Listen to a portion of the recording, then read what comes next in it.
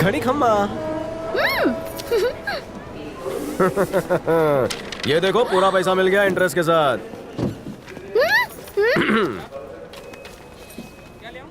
लेकिन ये कैसे हुआ? छोटे दिमाग की छोटी नस भड़कते ही मोटे अमाउंट का चेक हाथ में आ गया। अगर तुम्हें पैसे मिल गए हैं तो तुम इतने दुखी क्यों हो? क्या करूं, मुझे बुलबुल पांडे की जोरों से याद सता रही है। मुझे तुम्हारे अस्तित्व में बुलबुल पांडे के बड़े बड़े नैन दिखाई देते हैं। मैं तुम्हें बुलबुल पांडे दिखती हूँ ना, तो चलो ठीक है, बुलबुल समझ के ही प्यार कर लो। अगर बुलबुल पांडे होती तो इतना दूर ना बैठती। दिन हो या रात बुलबुल पांडे हमेशा मुझसे चिपकने का मौका ढूंढती। बाटली भटिंडे वाले, मुझे एक बात बताओ, प्यार करोगे या जबरदस्ती करूं? चलो जल्दी से खड़ी हो जाओ। Stand up. मीटर को सेंटीमीटर में बदलो। प्यार का होता है उदय जब छोरा लागे है छोरी के हृदय। प्यार कर रहे हो या हार्ट बीट सुन रहे हो? ये थी प्यार की पहली छावनी। अब तुम सेंटीमीटर में क्यों खड़ी हो? मिलीमीटर में आओ नी, गले लग जाओ नी। दिल से कलेजे तक सब जगह ठंडक पड़ी। तूने चूड़ियां पहनी है कितनी बड़ी बड़ी। जब पांडव अज्ञातवास में थे तो कौरवों के जासूसों ने पता लगा लिया कि पांडव कहाँ है। ऐसे में अगर पांडव जासूसों को मार देते तो कौरवों को पता चल जाता, और अगर छोड़ देते तो वो जासूस पांडवों के छुपने की जगह कौरवों को बता देते। अब सवाल ये उठता है कि किया क्या जाए, उन्हें मार दिया जाए या उन्हें छोड़कर खुद मुश्किल में पड़ जाएं। ऐसा क्या किया जाए कि अज्ञातवास के दौरान उनका पता किसी को न चले? आखिर इसका समाधान क्या है? तो नकुल ने एक सुझाव दिया। हम जासूसों को इस तरह से मारेंगे ताकि ऐसा लगे ये खुद की मौत पर।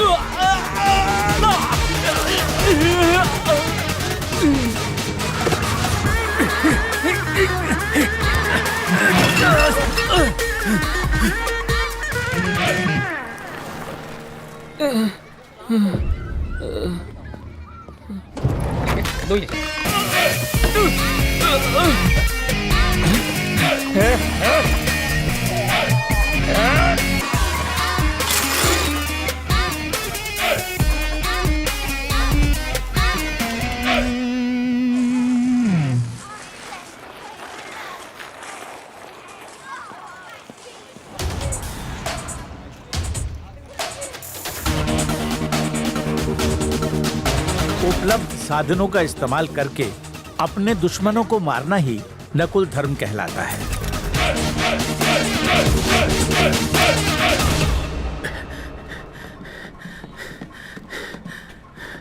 क्या हुआ भांजे? जब मैं कोंडा के बेटी के साथ था मुझ पर हमला हुआ, वो भी जानलेवा। बेटी साथ ही तो कोंडा ऐसा काम नहीं करेगा। ऐना का भी इससे कोई लेना देना नहीं। लेकिन आवाज तो उसी की थी यार। सच कहा, ये उन्हें फंसाने की चाल भी हो सकती है। क्या है, पासपोर्ट रेडी था मगर वीजा नहीं मिला। ये तो अच्छी बात है कि लक हमारा साथ दे रहा था। पहले तुम्हारा बेटा, अभी तुम। बिंदा, कंपनी का लोगो बहुत पुराना है, बदल डालो अभी। अगर लोगों ने बदला ना तो लोग तुमको ही बदल डालेंगे। शुभ काम में देरी नहीं। कोई एनो और कोंडा की आवाज को एडिट करके हमें भटका रहा है। मेरे पप्पा को एनो और कोंडा ने नहीं मारा है। ये बहुत ही ऊंचे दर्जे की रची हुई साजिश है। बिल्कुल सही। जो भी इसके पीछे है उसकी नजरें यहाँ की प्रॉपर्टी पर गड़ी हुई है। तुम्हें उसे ढूंढ कर काटना होगा।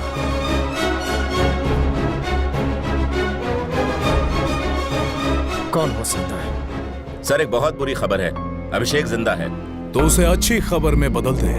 उस अभिषेक को अभी के अभी मार डाल। एक बात और, माँ की ममता में बहुत तड़प होती है। बेटों की जुदाई और पति का गम बेचारी बर्दाश्त नहीं कर पाएगी। पूरी फैमिली को मिला दे, उसके बाद बचे ऐना और कोंडा। उनसे बड़ा बेवकूफ मैंने आज तक अपनी लाइफ में नहीं देखा। मेरे अंकल का पूरा सपोर्ट है मुझे।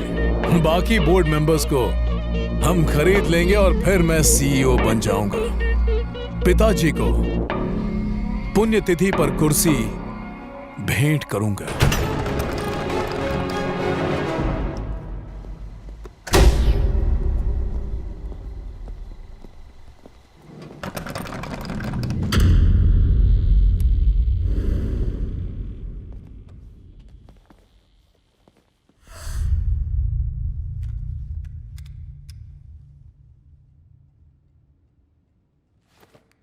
चैनल 1 अंदर आओ। चैनल 2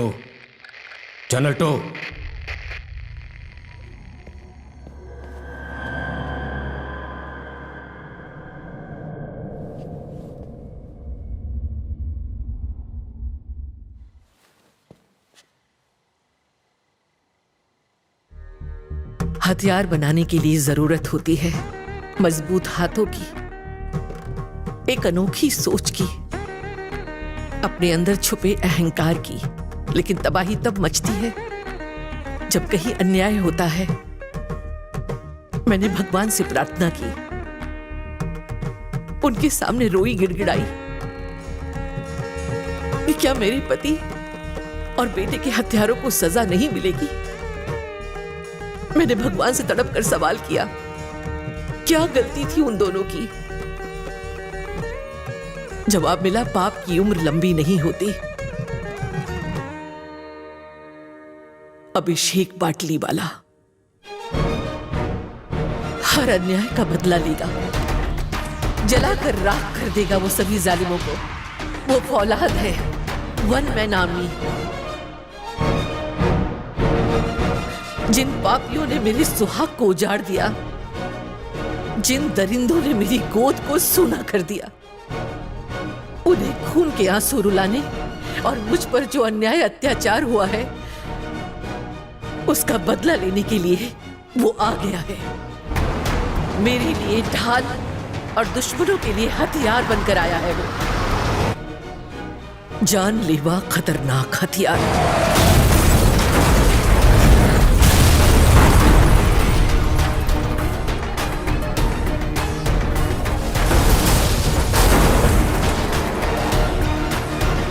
जिसका वार सिर्फ और सिर्फ न्याय के लिए होता है।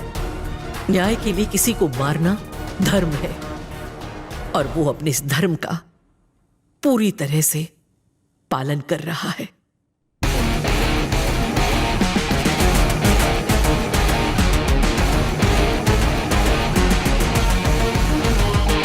मैं वापस आ गया हूं। मेरे पप्पा और भाई को जिन लोगों ने मौत के घाट उतार दिया, उन सारे दुश्मनों का खून मेरे अपनों के लिए पिंडदान होगा।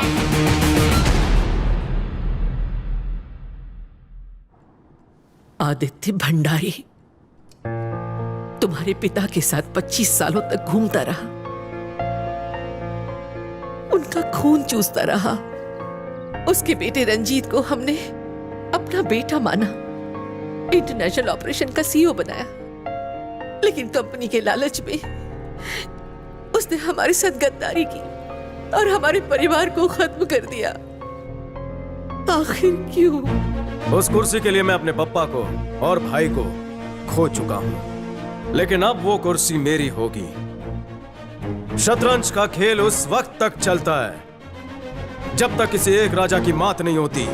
रंजीत को मरना होगा, क्योंकि इस खेल का राजा मैं हूं। अपने पिता की मौत के बाद रंजीत कभी भी उस बिल्डिंग के अंदर नहीं गया, अब क्यों जाएगा? जाएगा, मैं उसे लाऊंगा। I have plan B.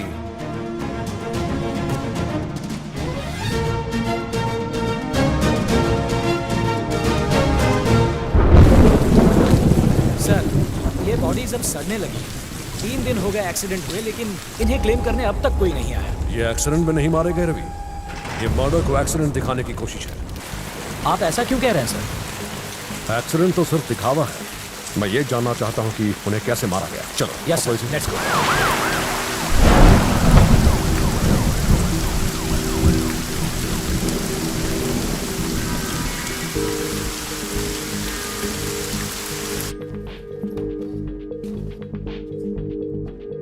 ये कॉन्फिडेंशियल है। आप बोलिए। ये मेरा सेक्रेटरी है, यही रुकेगा। आपके हस्बैंड का केस लगभग सॉल्व हो चुका है। यह साफ साफ सुसाइड का केस है। उसके पीछे शायद फैमिली प्रॉब्लम्स या बिजनेस प्रॉब्लम्स हो, या फिर हो सकता है आपकी वजह से उन्होंने सुसाइड किया हो। क्या?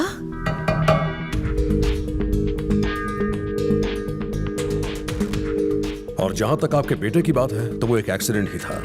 उसमें ज्यादा कुछ सोचने की जरूरत नहीं है। नशे में ड्राइव कर रहा होगा। 3 दिन पहले पास ही एक एक्सीडेंट हुआ था, क्या आपको मालूम है? जी नहीं। बहुत बड़ा एक्सीडेंट था, कार के चीथड़े उड़ गए, उसमें 7 लोग थे। सभी मर गए। सुना तो होगा, उसके बारे में कुछ बताइए। लता जी के मधुर गानों में मैडम जी खोई थी, वो भी हेडफोन पहनकर। उन्होंने कुछ नहीं सुना। मैं यहां मैडम से बात करने के लिए आया हूं।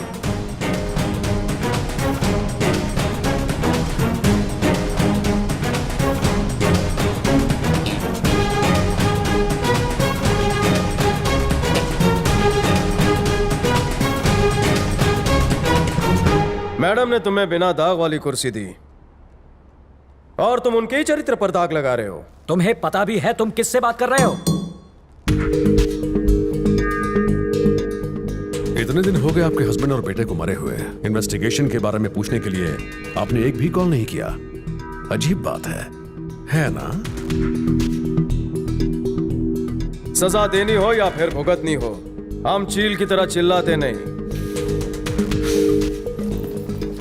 थैंक्स। पुलिस भले ही हर मुजरिम को ना पकड़ पाती हो मैडम, लेकिन मुझे जिसके ऊपर शक होता है उसे मैंने अपनी जिंदगी में आसानी से बचकर निकलने नहीं दिया, है ना रवि? जी सर। आप जैसे ईमानदार ऑफिसर्स की हमारे देश को जरूरत है। आप मुजरिम तक पहुंचे, यही मेरी दुआ है।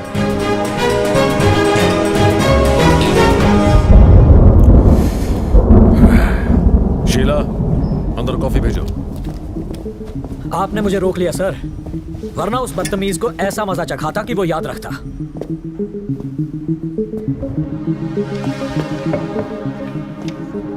कौन है वो? कौन है जिसके हर एक इशारे पर इंद्राणी चल रही है? कौन है वो? आखिर कौन है जो हमें इशारों में धमकी दे रहा है?